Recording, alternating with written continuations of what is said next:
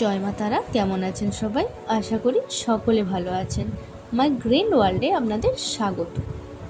আজ আমি আপনাদের চন্দ্রমল্লিকার কাটিংস থেকে চারা তৈরি করার পদ্ধতি দেখাবো। এই জুলাই আগস্ট মাসে হলো চন্দ্রমল্লিকার কাটিংস থেকে চারা তৈরি করার সঠিক সময়। সবার প্রথমে আমরা দুটো কন্টেনারে লাল বালি নিয়ে নেব। অবশ্যই কন্টেনারটির নিচে ছিদ্র করে নেবেন যাতে ড্রেন সিস্টেম ঠিকঠাক থাকে। এরপর আগের বছরের রাখা চন্দ্রমল্লিকার গাছগুলির থেকে ডাল কেটে নেব। কিছুটা জলে এবার আমি সব ফাঙ্গিসাইড গুলিয়ে নেব।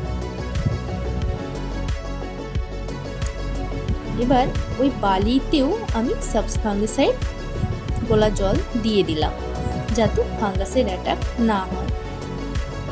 এবার রুট হরমোন হিসেবে আমি অ্যালোভেরা জেল নিয়ে নেব। ডালগুলিতে ভালোভাবে অ্যালোভেরা জেল লাগিয়ে নেব যাতে তাড়াতাড়ি রুটটা বেরিয়ে আসে। আমার কাছে তো রুট হরমোন নেই, আপনাদের কাছে যদি রুট হরমোন থেকে থাকে তাহলে আপনার রুট হরমোনও লাগিয়ে নিতে পারেন।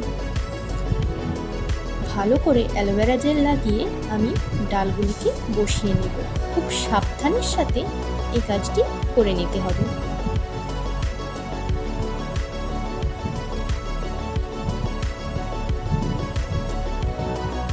ডালগুলি ভালোভাবে বসানো হয়ে গেলে এবার আমি কিছুটা সাবস ফাঙ্গিসাইড গোলা জল তৈরি করে নেব।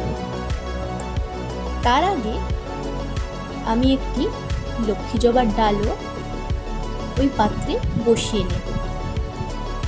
এই বর্ষায় যে কোনো ডালই আপনি চারা তৈরি করতে পারেন। এই বর্ষাতে খুব সহজেই চারা তৈরি হয়ে যায়। তো আমি এই লক্ষ্মী জবার ডালটিও বসিয়ে নিলাম চারা তৈরির জন্য। তারপর সাবস ফাঙ্গিসাইড গোলানো জলটি আমি ওই দুটি কন্টেনারের মধ্যে ভালোভাবে ছড়িয়ে দেব যাতে ফাঙ্গাসের অ্যাটাক না হয়।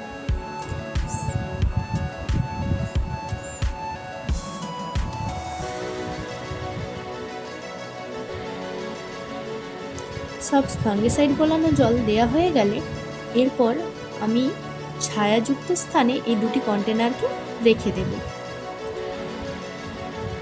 এবার অবশ্যই লক্ষ্য রাখতে হবে যেন বৃষ্টির জল এই কন্টেনারগুলিতে না পড়ে এবং সূর্যের আলোটা তীর্যকভাবে যেন না আসে। কোনো ছায়াযুক্ত স্থানে এটি রাখলে ভালো হয়। নেক্সট ভিডিওতে আমি আপনাদের এ থেকে চারা তৈরি হলো কিনা দেখাবো। আজকের মতো টাটা, বাই।